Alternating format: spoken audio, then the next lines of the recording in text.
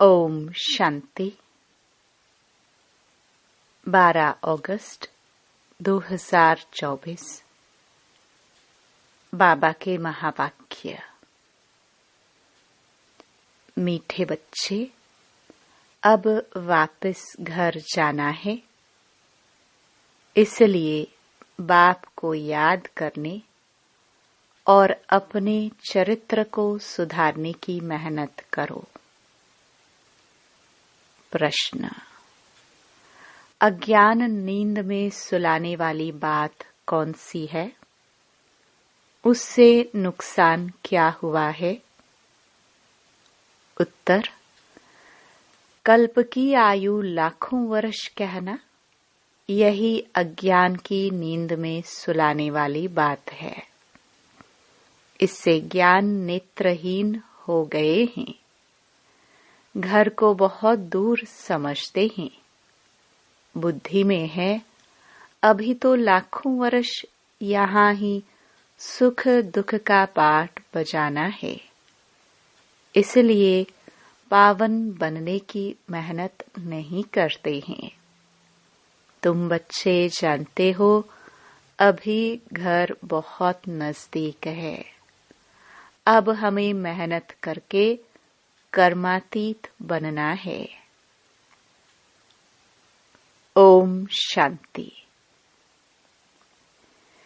मीठे मीठे बच्चों को अब बाप ने घर याद दिलाया है। भल भक्ति मार्ग में भी घर को याद करते हैं, परंतु वहां जाना कब है, कैसे जाना है, वह कुछ भी नहीं जानते। कल्प की आयु लाखों वर्ष कह देने कारण घर भी भूल गया है। समझते हैं लाखों वर्ष यहाँ ही पाठ बजाते हैं, तो घर भूल जाता है। अभी बाप याद दिलाते हैं, बच्चे घर तो बहुत नजदीक है, अब चलेंगे अपने घर। मैं तो तुम बच्चों के बुलावे पर आया हूँ, चलेंगे? कितनी सहज बात है। भक्ति मार्ग में तो पता भी नहीं पड़ता कि कब मुक्ति धाम में जाएंगे।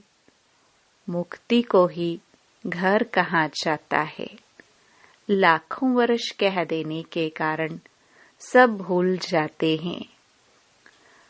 बाप को भी तो घर को भी भूल जाते हैं। लाखों वर्ष कहने से बहुत फर्क पड़ जाता है। अज्ञान नींद में जैसे सो जाते हैं, किसको भी समझ में नहीं आता। भक्ति मार्ग में घर कितना दूर बताते हैं। बाप कहते हैं वहां मुक्ति धाम में तो अभी जाना है। ऐसे थोड़े ही है तुम कोई लाखों वर्ष भक्ति करते हो। तुमको पता भी नहीं कि भक्ति कब से शुरू हुई है। लाखों वर्ष का हिसाब तो करने की दरकार ही नहीं। बाप को और घर को भूल जाते हैं। यह भी ड्रामा में नोंद है, परंतु नाहेक इतना दूर कर देते हैं। अब बाप कहते हैं, बच्चे घर तो बिल्कुल नजदीक है। अब मैं आया हूँ तुमको ले चलने। घर चलना है, परंतु पवित्र तो जरूर बनना है। गंगा स्नान आदि तो तुम करते आए हो, परंतु पवित्र बने नहीं हो। अगर पवित्र बनते तो घर चले जाते, परंतु घर का भी पता नहीं तो पवित्रता का भी पता नहीं। आधा कल्प से भक्ति की है तो भक्ति को छोड़ते ही नहीं। अब बाप कहते हैं भक्ति पूरी होती है। भक्ति में तो अपरम अपार दुख रहता है। ऐसे नहीं कि तुम बच्चों ने लाखों वर्ष दुख देखा है। लाखों वर्ष की तो बात ही नहीं। सच्चा सच्चा दुख तो तुमने कलयुग में ही भोगा, जबकि जास्ती विकारों में गंदे बने हो। पहले जब रज्जो में थे तो कुछ समझ थी, अभी तो बिल्कुल बेसमझ हो गए हैं। अब बच्चों को कहते हैं सुखधाम चलना है तो पावन बनो। जन्म जन्मांतर के जो पाप सिर पर हैं, उन्हें याद से उतारो। याद से बड़ी खुशी रहेगी। जो बाप तुमको आधा कल्प सुखधाम में ले जाते हैं, उनको याद करना है। बाप कहते हैं तुमको ऐसा लक्ष्मी नारायण जैसा बनना है, तो एक तो पवित्र बनो और चरित्र सुधारो। विकारों को कहा जाता है भूत। लोभ का भी भूत कम नहीं है। यह भूत बहुत अशुद्ध है, मनुष्य को एकदम गंदा बना देता है। लोभ भी बहुत पाप कराता है। 5 विकार बहुत कड़े भूत हैं, इन सबको छोड़ना है। लोभ को छोड़ना भी ऐसा मुश्किल है जैसे काम को छोड़ना मुश्किल है। मोह को छोड़ना भी इतना मुश्किल हो जाता जितना काम को छोड़ना। छोड़ते ही नहीं, सारी आयु बाप समझाते आए हैं, तो भी मोह की रग जुटी हुई रहती है। क्रोध भी मुश्किल छूटता है। कहते हैं बच्चों पर क्रोध आता है। नाम तो क्रोध का लेते हैं ना। कोई भी भूत न आए, उन पर विजयी पानी है। बाप कहते हैं जब तक मैं हूं तब तक तुम पुरुषार्थ करते रहो। बाप कितना वर्ष रहेंगे? बाप इतने वर्षों से बैठ समझाते हैं, अच्छा ही टाइम देते हैं। सृष्टि चक्र को जानना तो बहुत सहज है। 7 दिन में सारा ज्ञान बुद्धि में आ जाता है। बाकी जन्म जन्मांतर के पाप कटने में देरी लगती है। यही मुश्किलात है। उसके लिए बाबा टाइम देते हैं। माया का ऑपोजिशन बहुत होता है, एकदम भुला देती है। यहाँ बैठते हैं तो सारा समय याद में थोड़े बैठते हैं, बहुत तरफ बुद्धि चली जाती है। इसलिए टाइम देना है। मेहनत कर कर्मातीत अवस्था को पाना है। पढ़ाई तो बहुत सहज है। सेंसिबल बच्चा हो तो 7 रोज में सारा ज्ञान समझ ले कि यह 84 का चक्र कैसे फिरता है। बाकी पवित्र बनने में है मेहनत। इस पर कितने हंगामे होते हैं। समझते हैं बात तो राइट है। हम ग्लानि करते थे कि ये ब्रह्मा कुमारियां भाई बहन बनाती हैं, परंतु बात तो बरोबर राइट है। जब तक हम प्रजापिता ब्रह्मा के बच्चे नहीं बने हैं, तब तक पवित्र कैसे रह सकेंगे? क्रिमिनल आई से सिविल आई कैसे बना सकती हैं? यह युक्ति बड़ी अच्छी है। हम ब्रह्मा कुमार कुमारियां हैं तो भाई बहन हो गए। इसमें बड़ी मदद मिलती है।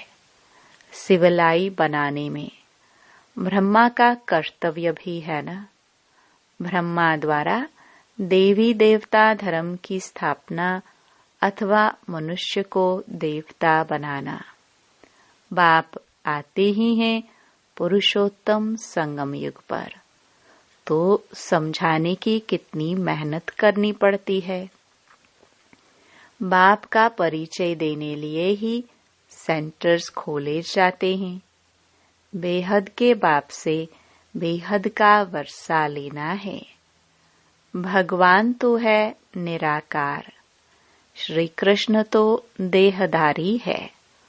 उनको भगवान कह नहीं सकते। कहते भी हैं भगवान आकर भक्ति का फल देंगे, परंतु भगवान का परिचय नहीं है। कितना तुम समझाते हो फिर भी समझते नहीं। देहधारी तो पुनर्जन्म में आते हैं जरूर, अब उनसे वर्षा मिल न सके। आत्माओं को एक परमपिता परमात्मा से वर्षा मिलता है।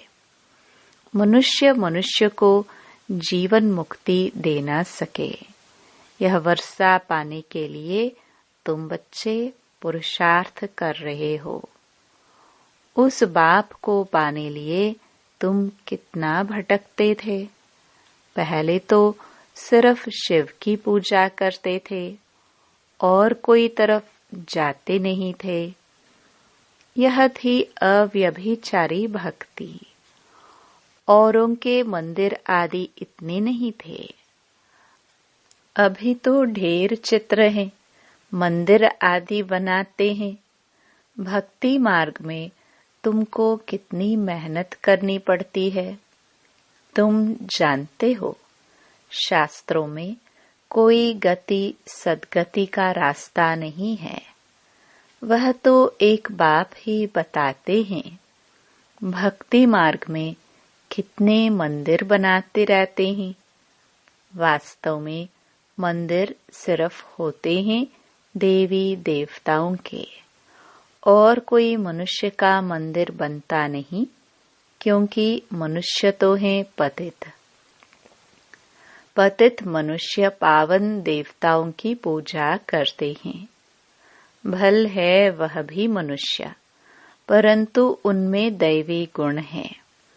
जिनमें दैवी गुण नहीं है वह उनकी पूजा करते हैं। तुम खुद ही पूज्य थे, फिर पुजारी बने हो। मनुष्य की भक्ति करना यह 5 तत्वों की भक्ति करना है। शरीर तो 5 तत्वों का बना हुआ है। अब बच्चों को मुक्ति धाम में चलना है, जिसके लिए इतनी भक्ति की है। अब अपने साथ ले चलता हूँ। तुम सतयुग में चले जाएंगे। बाप आए ही हैं पतित दुनिया से पावन दुनिया में ले चलने। पावन दुनिया में है ही 2, मुक्ति और जीवन मुक्ति। बाप कहते हैं, मीठे मीठे बच्चों, मैं कल्प कल्प संगम युग पर आता हूँ। तुम भक्ति मार्ग में कितने दुख उठाते हो। गीत भी है ना, चारों तरफ लगाए फेरे। दूर रहे किससे? बाप से। बाप को ढूंढने के लिए जन्म बाय जन्म फेरे लगाए, परंतु फिर भी बाप से दूर रहे। इसलिए बुलाते हैं, हे पतित पावन आओ, आकर पावन बनाओ। बाप के सिवाय और कोई बना न सके। तो यह खेल ही 5000 वर्ष का है। ड्रामानुसार हर एक पुरुषार्थ करते हैं। जिस प्रकार कल्प पहले किए हैं, उस अनुसार ही राजधानी की स्थापना हो रही है। सब एक जैसा तो नहीं पढ़ेंगे। यह पाठशाला है ना, राज्यों की पढ़ाई है। जो देवी देवता धर्म के होंगे वह निकल आएंगे। मूल वतन में भी जो संख्या है वह एक्यूरेट होगी, कम जास्ती नहीं।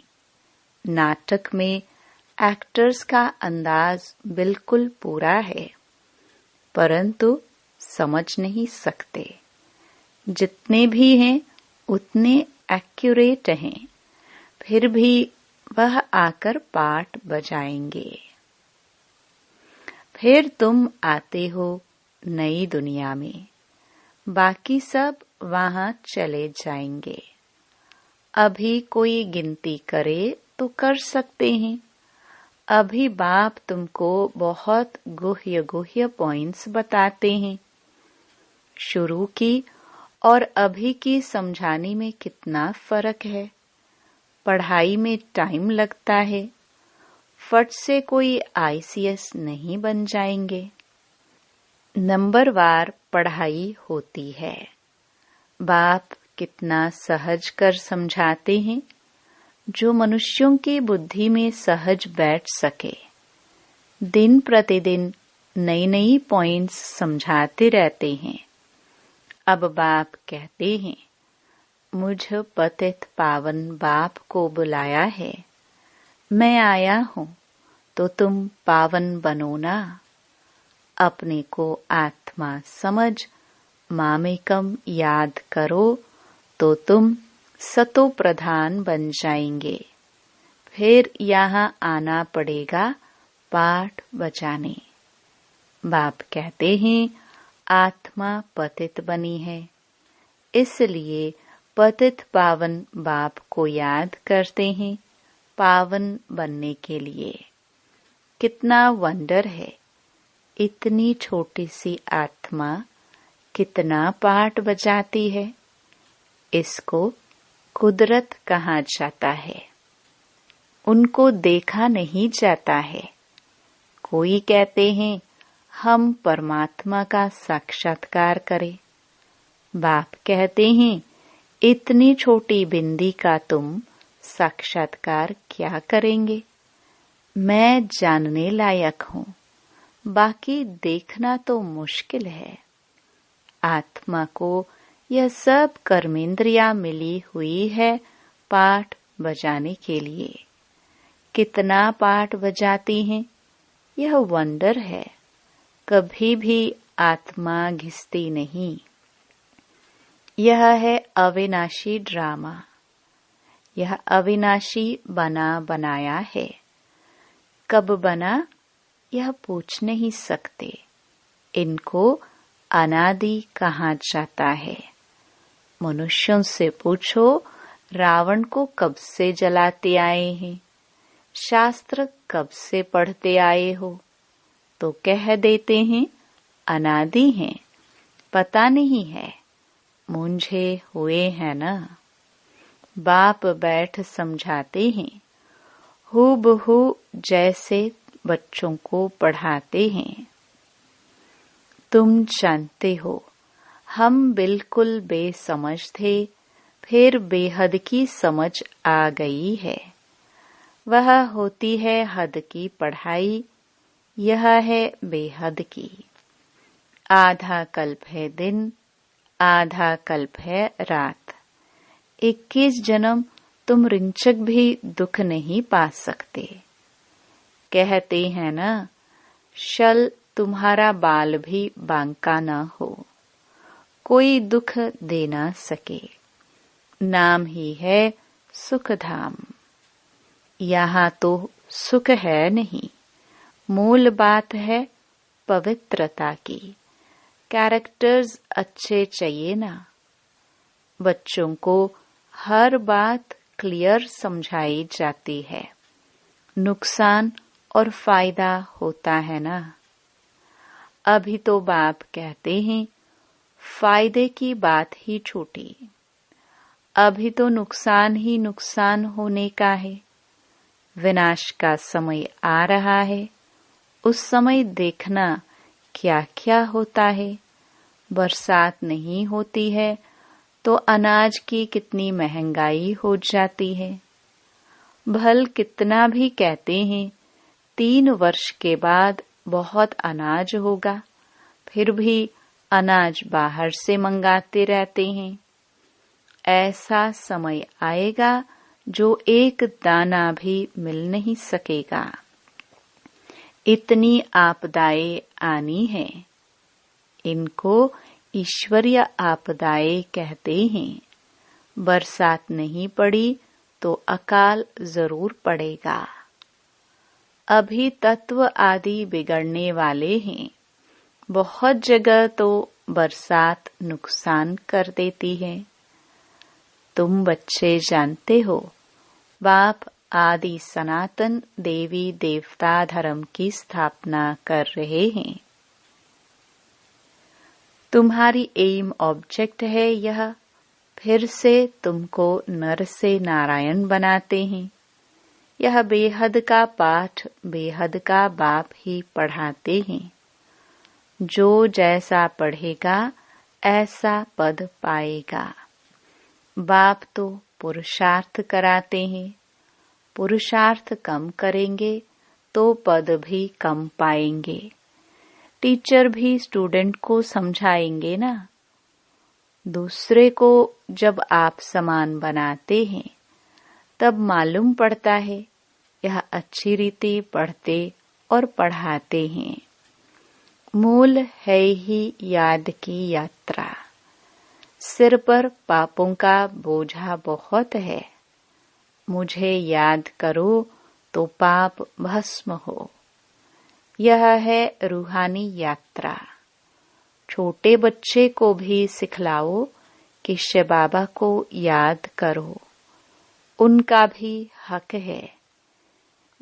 यह नहीं समझेंगे कि अपने को आत्मा समझ बाप को याद करना है। नहीं, सिर्फ शिव बाबा को याद करेंगे। मेहनत करने से उनका भी कल्याण हो सकता है। अच्छा, मीठे मीठे सिखिलदे बच्चों प्रति माता पिता बाप दादा का याद प्यार और गुड मॉर्निंग। रूहानी बाप की रूहानी बच्चों को नमस्ते। धारणा के लिए मुख्य सार। पहला, नर से नारायण पद प्राप्त करने के लिए बेहद के बाप से बेहद का पाठ पढ़कर दूसरों को पढ़ाना है।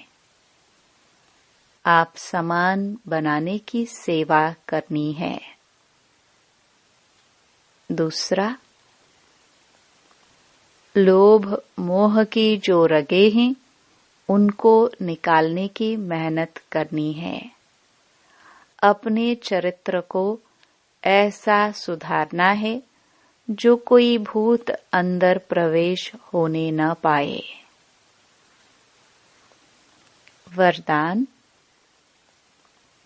भगवान और भाग्य की स्मृति से औरों का भी भाग्य बनाने वाले खुशनुमाह खुश नसीब भव।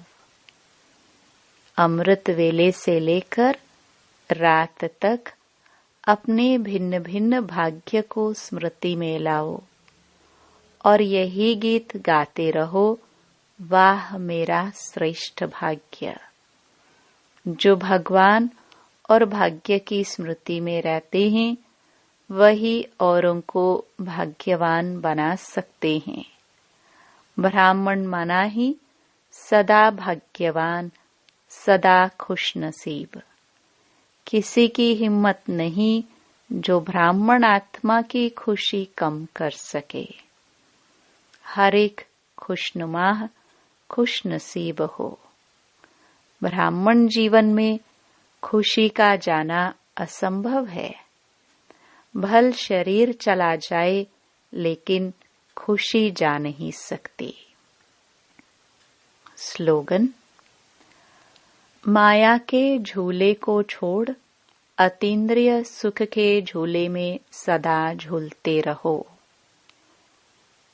ओम शांति।